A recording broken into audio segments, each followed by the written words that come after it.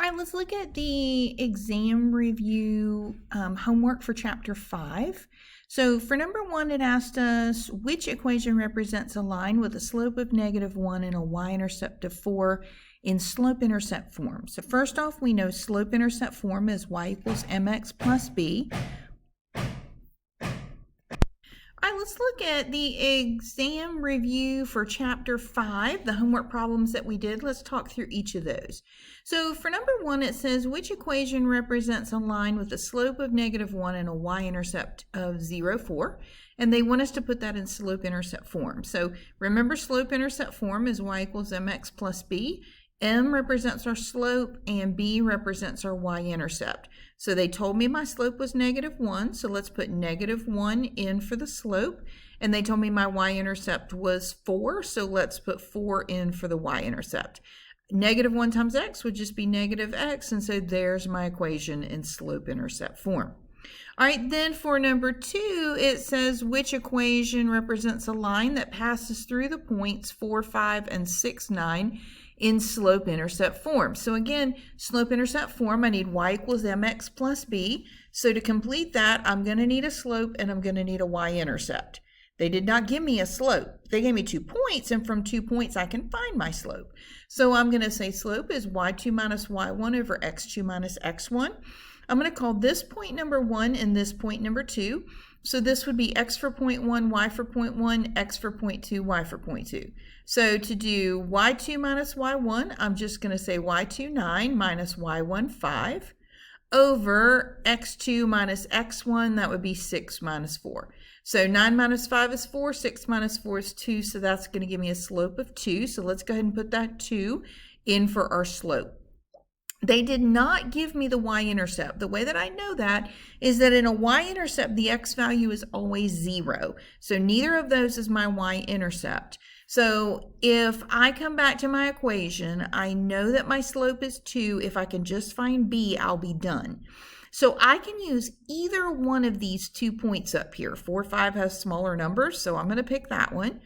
This is x and this is y. So if I plug that into my equation, if I put 4 in for x and I put 5 in for y, the only unknown will be b, and I'll be able to solve for it. So I can say 5 is equal to 2 times 4, or 8 plus b. So to get b by itself, I'm going to subtract 8 from both sides. So 5 minus 8 would be -3. So b is -3. So let's put that right there. So if b is -3, then my equation would be y equals 2x minus 3. So y equals 2x minus 3 is my answer in slope-intercept form. All right, look at the next one. The next one, they asked me to do the exact same thing, only they had me write my answer in a different form. They want it in point-slope form this time. So for point-slope form, I'm going to need a point and a slope. So they gave me 2 points, but they did not give me a slope. So the first thing I need to do is find my slope. So again, we're going to use that same slope formula, y2 minus y1 over x2 minus x1. So I'm going to say y2, 1 minus y1, 5. So 1 minus 5. And then x2 minus x1 would be 6 minus 7. So that will give me -4 over -1, which is a +4. And so here's my point slope form. Y minus y1 equals m times x minus x1. And again, we just said our slope was 4, so let's go ahead and put that in. Now, you can use either one of these points, 5, 7, 6, 1. If you were doing this for yourself, you could pick either one you want to. But since it's multiple choice, you've got to match what's over here. So to begin with, I know that my slope is a +4, so I've already narrowed this down to it can only be B or D, because those are the only ones with a slope of +4. And both B and D, you can see, are using the numbers 5 and 7. They're using this point right here. So I'm going to use that point as well. So 7 is my x value, 5 is my y value. So let's come over here and put 5 in for y and 7 in for x. And then there's my equation in point slope form. All right, look at the next one. The next one says to take the equation that they gave me and put that answer in standard form. Now in standard form, my ax plus by is on one side and my constant's on the other side, but I'm not allowed to have any fractions or decimals. These can only be positive and negative whole numbers. They can only be integers. So when we start over here with y is equal to negative 1/2 x plus 5, the first thing I need to do is get all the x's and y's on the left-hand side. So I'm going to add 1/2 x to both sides. So now I have 1/2 x plus y is equal to 5. But I have to get rid of this fraction. So to get rid of that 1/2, I need to get rid of that denominator of 2. So I'm just going to multiply both sides by the reciprocal. I'm going to multiply by 2 over 1. So as long as what I do to one side, I do to the other side, that's a legal move. So 2 times 1/2 would give me 1x, 2 times y would give me 2y, and 2 times 5 would give me 10. So there's my equation in standard form.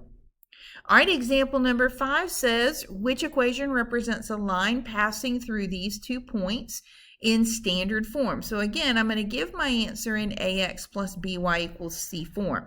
Now, if you'll notice, they actually gave me 2 special points here. When the y value is equal to 0, that's my x-intercept.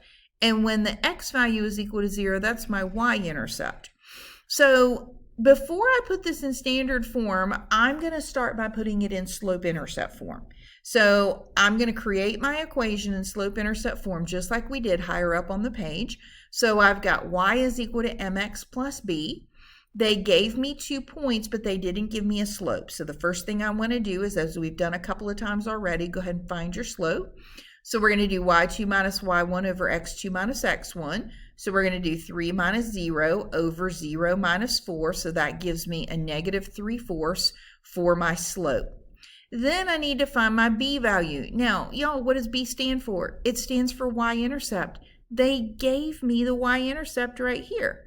So I can just put that 3 right there and I've got my whole equation. Now, if you missed that, if you didn't realize that was the y-intercept, it's okay when you took one of these points up here and you plugged it in for x and y to solve for b like we did higher up on the page, you'd still get 3 for b. That'd be perfectly fine.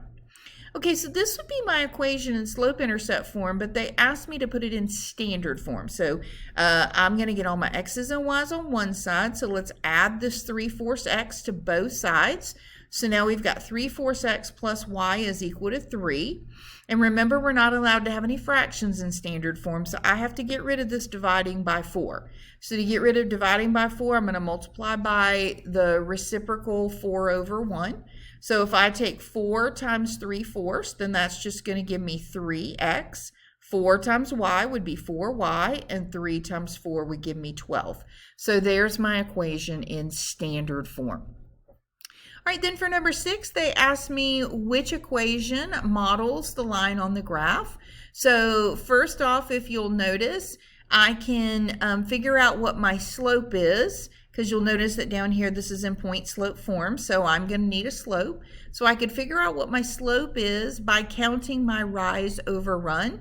So starting here, I can see to get from this point to this point, I'm going to rise 2 and I'm going to run a negative 1, 2, 3, 4. So my slope is negative 2/4. If you had started here to get to here, you would have done rise negative 2, run positive 4. That's still a negative 1/2.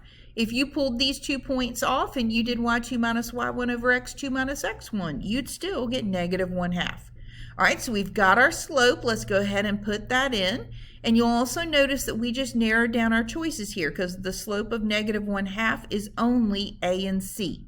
So you can see that both a and c are using the point with 2 and 3 in it. So I'm going to use this point right here, the one with 2 and 3 in it. So I've got a slope of negative 1/2 and a point of 3, 2. So let's put 3 in for x and let's put 2 in for y, and there's our equation in point slope form. Now, it didn't say to put it in point slope form, but every one of my answer choices was in point slope form, so that's why we wrote it in that way.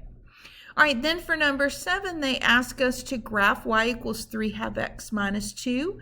So I'm going to start at my y-intercept. Remember, this is y equals mx plus b. So my slope is 3/2 and my y-intercept is negative 2. I'm going to start at my negative 2 at my y-intercept.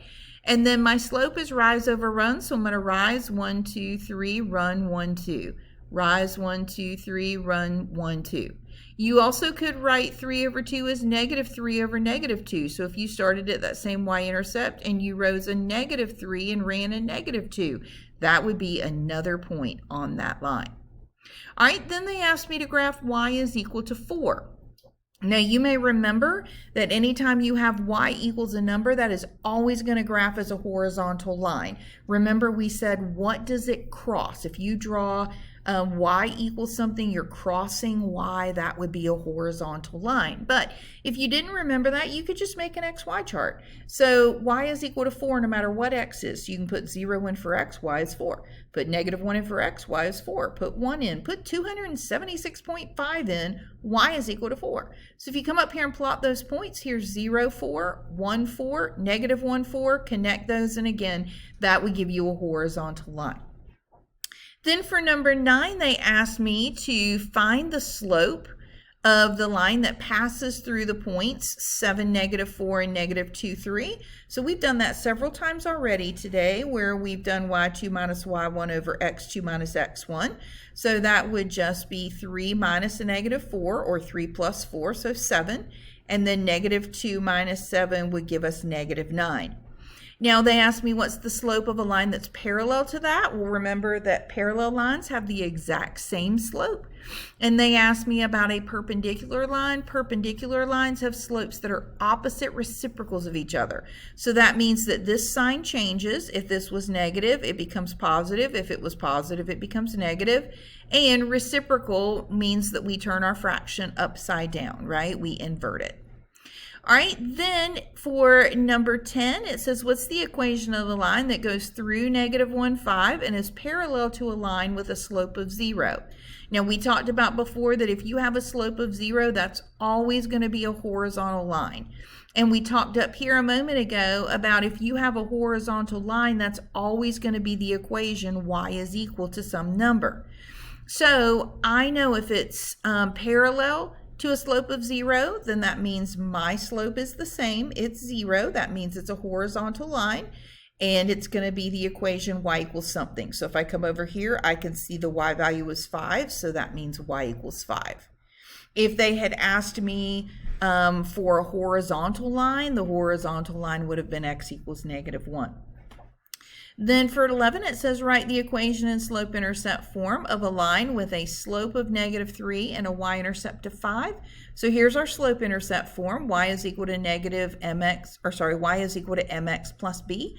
So let's just put in our slope of negative 3 and our y-intercept of 5, and we're done.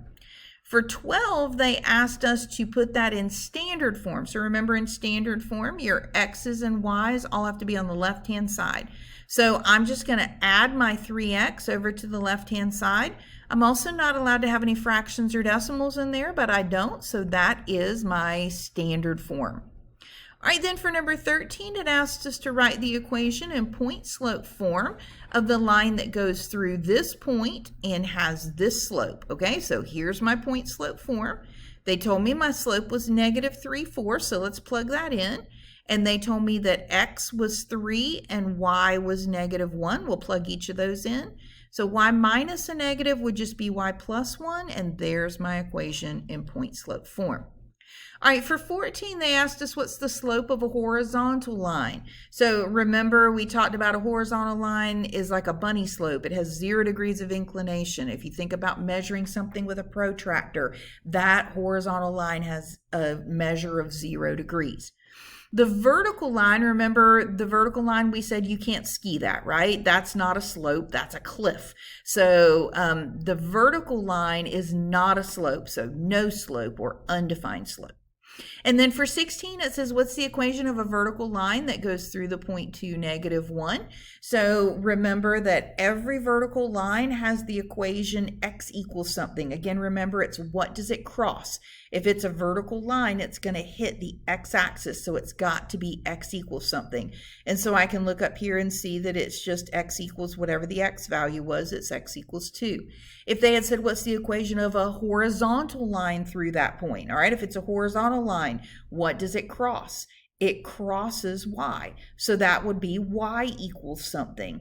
And so I would come up here and say, okay, it's y equals -1 if they had asked me for a horizontal line. And again, remember the slope of every horizontal line is 0 and the slope of every vertical line is undefined or no slope.